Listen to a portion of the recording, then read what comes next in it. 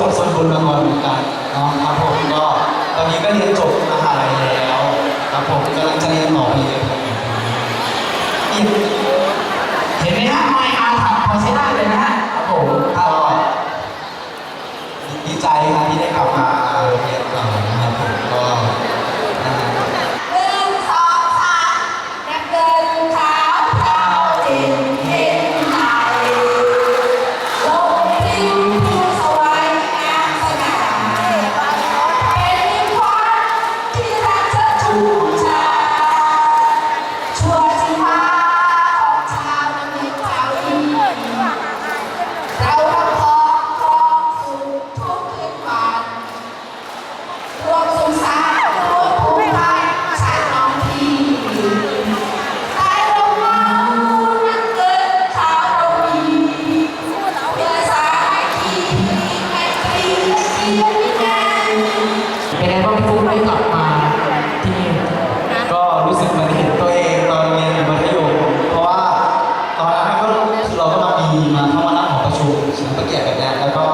มีกิจกรรมอะไรแบบนี้เหมือนกันครับผมก็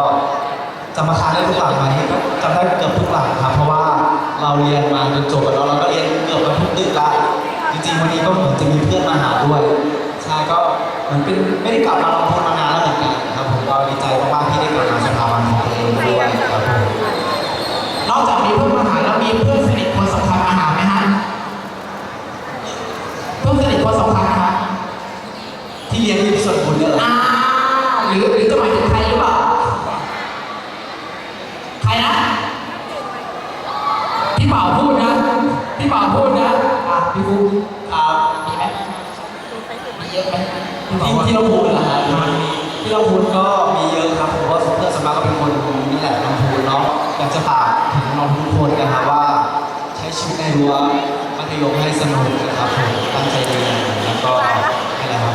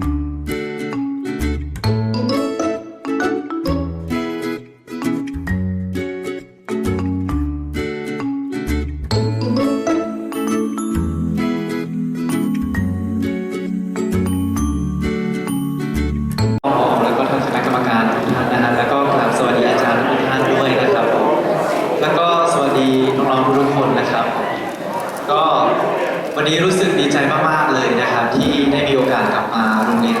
เก่านะครับคิดถึงบรรยากาศเดิมๆนะครับพอได้กลับมาเจออาจารย์ทุกท่านก็รู้สึกว่ายังได้รับถึงความอบอุ่นที่เรายังได้รับตอนสมัยเราเรียนที่นี่นะครับผมวันนี้ก็รู้สึกดีใจมากๆเลยนะครับที่ได้มามอบทุนการศึกษาให้กับน้องๆทุกคนนะครับแล้วก็หวังว่าน้องๆจะนำการศึกษาเนี่ยไปใช้ให้เกิดประโยชน์สูงสุดต่อตัวน้องๆเองนะครับผมยังไงก็ขอเป็นกำลังใจให้น้องๆทุกคนนะครับผมขอให้มีความสุขใช้ชีวิตอย่างมีความสุขในรั้วโรงเรียนสวนบุญของเรานะครับผมก็วันนี้ดีใจมากๆเลยขอบคุณมากครับสวัสดีครับฟุกณัฐศิริพงษ์ธรนะครับผมเป็นไงบ้างได้กลับมาเยี่ยม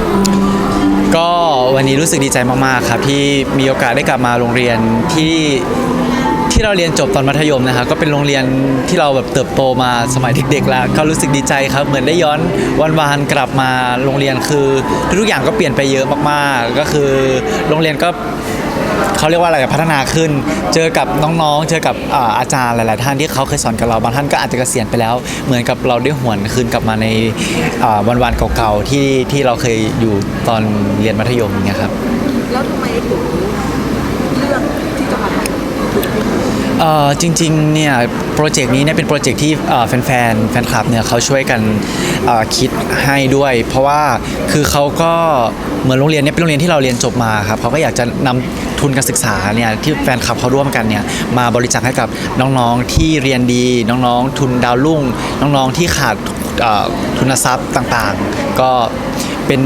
ป็นโครงการดีๆนะครับที่เราอยากจะมามอบให้กับน้องๆที่เป็นรุ่นน้องของเราที่โรงเรียนเดียวกันเนี่ยครับ แล้วเราเรียนโรงเรียนนี้มากี่ปี จริง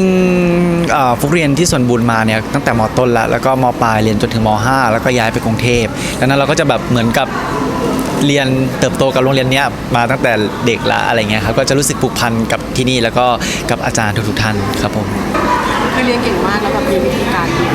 แบบ จริงๆไม่ได้เรียนเก่งขนาดนั้นนะฮะสมัยอยู่สวนบุญคือตอนนั้นเขาเรียกว่ายังไงอะคืออาจจะเป็นเด็กวัยรุ่นคนหนึ่งที่แบบเรายังเราเหมือนก็จะแบบทำงานไปด้วย แล้วก็จะมีช่วงที่เราทำกิจกรรมอะไรในโรงเรียนด้วย ตอนนั้นนะก็เป็นเด็กคนหนึ่งที่แบบอาจจะมีมุมที่ไม่ได้ตั้งใจเรียนบ้างอะไรเงี้ยก็จะมีอาจารย์หลายๆท่านคือเขาก็จะคอยตักเตือนคอยดุอะไรเงี้ยแต่คือมันทำให้เราแบบรู้สึกโตขึ้นนะมันทำให้เรารู้สึกอยากย้อนเวลากลับมาเราจะได้ตั้งใจเรียนแบบเหมือนที่เราอยากตั้งใจไว้อะไรเงี้ยฮะตอนนี้แต่ว่าก็รู้สึกดีใจฮะที่ได้กลับมาแล้วก็อาจารย์ทุกๆท่านเขาก็ยังเอ็นดูเราเขาก็ยังสั่งสอนเราเหมือนเดิมครับก็บรรยากาศเดิมๆฮะ ถ้าวีรกรรมน้องเล่าวีรกรรมที่คิดว่าตัวเองเป็นแสบที่สุดตอนที่เรียน โอ้วีรกรรมอะฮะถ้าถามว่าแสบสุดเหรอยากจังเลยเนี่ยว่าแสบสุดคืออะไรให้แสบสุดแล้วจะเป็นโดดเรียนหรือมั้งฮะที่เป็นวีรกรรมที่เรารู้สึกว่า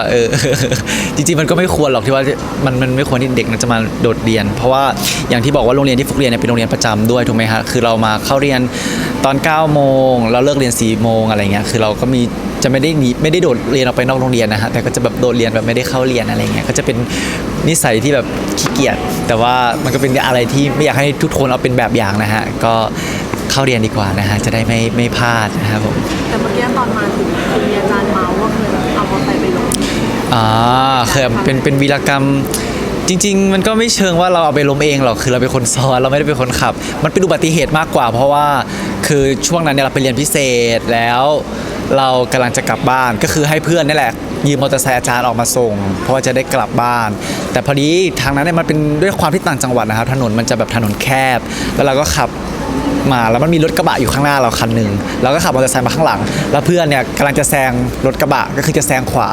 แต่กระบะเขาไม่เห็นว่าจะมีมอเตอร์ไซค์แซงเขาก็พยายามจะแซงเหมือนกันแซงอีกคันหนึ่งข้างหน้าของเขาแล้วเขาก็เลยเบียดมอเตอร์ไซค์เราตกข้างทางอะไรอย่างเงี้ยด้วยความที่เราไม่ได้ขับเร็วอยู่แล้วแล้วก็ด้วยความที่มันเป็นซอยเล็กๆในซอยอะไรเงี้ยมันก็เลยไม่ได้รับบาดเจ็บอะไรมากก็แค่แบบมีแผลถลอกนิดหน่อยครับผม ถ้าย้อนกลับไปได้ในช่วงที่เราเรียนที่เนี่ยเราอยากกลับไปแก้ไข ถ้าให้ฟุกย้อนกลับไปได้ล่ะครับก็อย่างที่ฟุกบอกว่าคงจะตั้งใจเรียนให้มากกว่านี้ เพราะว่าตอนนั้นเนี่ยเราอาจจะไม่ได้แบบโฟกัสกับเรื่องการเรียนเท่าไหร่บางวิชาที่เราไม่ชอบอย่างเงี้ยเราก็ไม่ได้สนใจแต่ว่าเรารู้สึกว่าพอเราเรียนจบมาแล้วเนี่ยสิ่งที่เราควรจะเก็บเกี่ยวตอนที่เราอยู่มัธยมเนี่ยเราไม่ได้ตั้งใจฟังเราไม่ได้เก็บเกี่ยวความรู้มานะตรงนั้นอะไรเงี้ยครับถ้าย้อนกลับไปได้เนี่ยเราคงแบบน่าจะตั้งใจเรียนให้เยอะกว่านี้ครับผม แล้วคือการที่เราเป็นศิษย์เก่านี้เนี่ยพอเราแบบจบไปแล้วเรากลับมาเราเห็นแบบโรงเรียนเราอย่างเงี้ยเราอยากพัฒนาอะไรที่โรงเรียน อยากจะพัฒนาอะไรล่ะครับจริงๆฟุกรู้สึกว่าระบบการปกครองหรือว่าระบบการศึกษาอะไรต่างๆในโรงเรียนฟุกว่ามันก็โอเคอยู่แล้วนะฮะซึ่งตอนนี้เนี่ยคือฟุกก็จบมาประมาณ 5-6 ปีได้แล้วเราก็ยังไม่รู้ว่าตอนนี้โรงเรียนเป็นยังไงแต่สิ่งหนึ่งที่เราเห็นได้ชัดคือเรื่องของมีอาคารใหม่ๆเพิ่มมากขึ้นอะไรเงี้ยเราเห็นอาจารย์คนใหม่ๆอาจารย์คนเก่าๆหลายท่านที่เคยสอนฟุกท่านก็เกษียณไปแล้วสิ่งหนึ่งที่เราอยากให้เขาพัฒนาแหละฮะเราไม่รู้เหมือนกันว่าคืออะไรแต่เราคงจะคงเรื่องแบบว่าสอน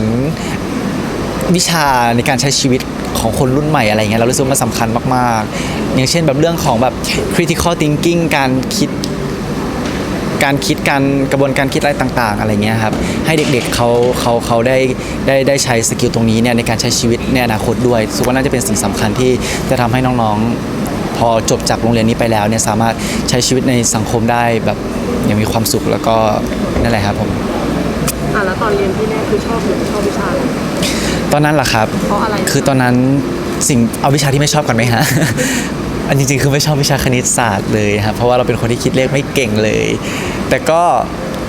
ตอนนั้นเรียนศิลป์คำนวณด้วยนะ ก็จะต้องเจอคณิตเจอบัญชีอยู่อะไรเงี้ยก็แต่ก็ผ่านมาได้ แต่วิชาที่ชอบที่สุดตอนนั้นน่าจะเป็นวิชาภาษาไทยฮะเพราะว่าเป็นวิชาที่เราทำคะแนนได้ดีที่สุด แล้วเราเลยรู้สึกว่าน่าจะเป็นวิชาที่ใช่สำหรับเราอะไรเงี้ย